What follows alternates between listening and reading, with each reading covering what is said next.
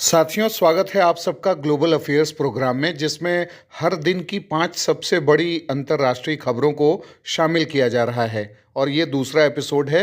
इसका पहला विषय ये है कि प्रधानमंत्री नरेंद्र मोदी 2 दिवसीय यात्रा पर मॉरिशस जा रहे हैं। 11 मार्च और 12 मार्च को वो मॉरिशस में जाएंगे और वहाँ पे जो मॉरिशस का नेशनल डे मनाया जाएगा, उसमें वो चीफ गेस्ट के रूप में भाग लेंगे और मॉरिशस के साथ रिश्तों को मजबूत करने के लिए ढेर सारे आयामों पर चर्चा होगी।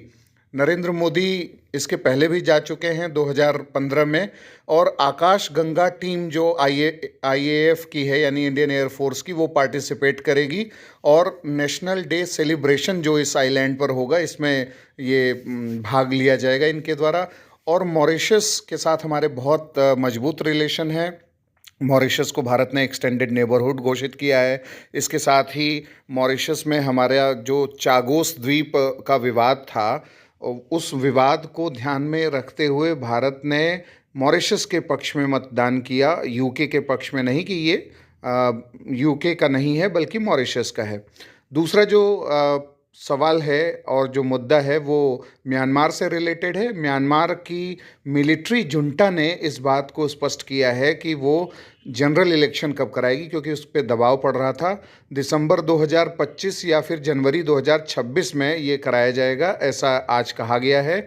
और म्यांमार में लंबे समय से ये बात चल रही है कि आंग सान सू की जो लोकतांत्रिक सरकार है उसको अपदस्थ करके मिलिट्री जुंटा आई है, तो वहाँ लोकतांत्रिक चुनाव कराए जाएं और इस लोकतांत्रिक चुनाव के लिए अब वहाँ माहौल बनाने की तैयारी हो गई है।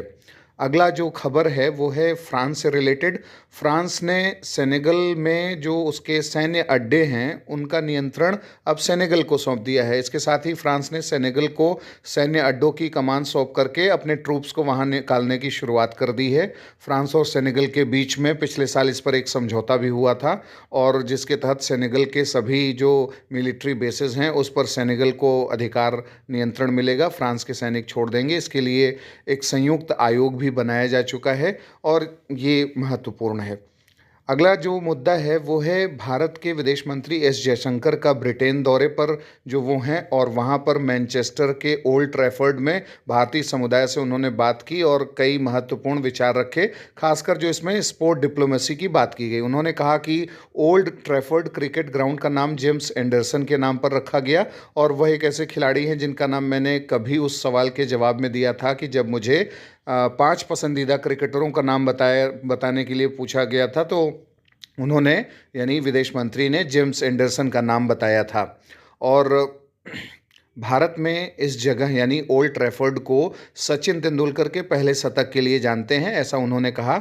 और उन्होंने ये भी कहा कि मैं स्टुअर्ट ब्रॉड और भारत के हालिया मैचों की बात नहीं करूंगा, यहाँ कई सारी यादें हैं और हमेशा खेल और कूटनीति के कनेक्शन से मैं मुग्ध रहा हूँ। यानी स्पोर्ट्स और डिप्लोमेसी के कनेक्शन को उन्होंने बताया, और वाकई में तमाम ऐसे स्पोर्ट्स हैं जो डिप्लोमेसी के लेवल पे उनका कनेक्शन जो है बहुत पॉजिटिव आउटकम देता रहा है। भारत और पाकिस्तान के बीच में भी क्रिकेट डिप्लोमेसी पहले करने की कोशिश की जा चुकी है, लेकिन परिणाम नहीं निकला। अब हम देखते हैं अगला जो मुद्दा है वो है तालिबान से जुड़ा हुआ। तालिबान ने कहा है कि अफ़गानिस्तान में जो महिला अधिकार हैं उसको वो सुरक्षित करने की दिशा में लगातार काम कर रहा है, और यूएन ने बोला है कि भाई इग्नोर नहीं किया जा सकता इस मुद्दे को। जितने भी अधिकार दिए गए हैं महिलाओं को, उन सब का संरक्षण होना बहुत ज़्यादा आवश्यक है, और अफ़गानिस्तान को इस मामले में कमिटमेंट शो करना होगा। यूनाइटेड नेशंस का जो रिजोल्यूशन नंबर 1325 है वो कहता है कि कैसे दुनिया भर में पार्टिसिपेशन ऑफ वुमेन को बढ़ाया जाए, जेंडर जस्टिस किया जाए, कैसे जेंडर इंक्लूसिवनेस को ध्यान दिया जाए। तो अफ़गानिस्तान और तालिबान के ऊपर अब ये प्रेशर है कि वो महिलाओं की स्थिति में सुधार करे। अगला जो न्यूज़ है वो श्रीलंका से संबंधित है। श्रीलंका की जो नौसेना है उसने कहा है कि उसने देश के जल क्षेत्र में कथित तौर पर अवैध शिकार करने के आरोप में 14 भारतीय मछुआरों को गिरफ्तार किया है, और उसने एक मछली पकड़ने वाली नौका भी जब्त की है। नौसेना ने गुरुवार रात मन्नार के दक्षिण में समुद्री क्षेत्र में चलाए गए विशेष अभियान में भारतीय मछुआरों को गिरफ्तार किया।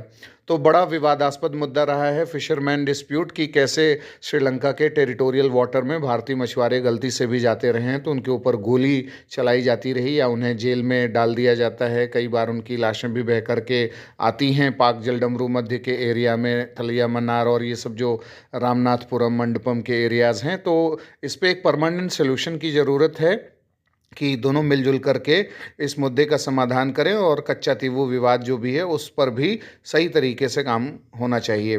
अगला जो मुद्दा है वो है पाकिस्तान से संबंधित। पाकिस्तान सरकार ने 31 मार्च 2025 का डेडलाइन सेट किया है कि जो अफ़गान सिटीजन कार्ड होल्डर्स हैं उन्हें पाकिस्तान को छोड़ना पड़ेगा वॉलंटरली, क्योंकि वो इल्लीगल माइग्रेंट्स हैं और यहाँ की धरती पर रह रहे हैं, तो उन्हें निकाला जाएगा। और इस तरीके से पाकिस्तान और अफ़गानिस्तान के बीच में जो फ्री मूवमेंट का जो मुद्दा एक तरीके से रहा है उन सबको ख़त्म करने की कोशिश की जा रही है। और ये जो मतलब रीलोकेशन प्लान है अफ़गान माइग्रेंट्स का, इसका एक बड़ा असर पड़ेगा क्योंकि अफ़गानिस्तान के ऊपर भी इसका प्रभाव पड़ेगा।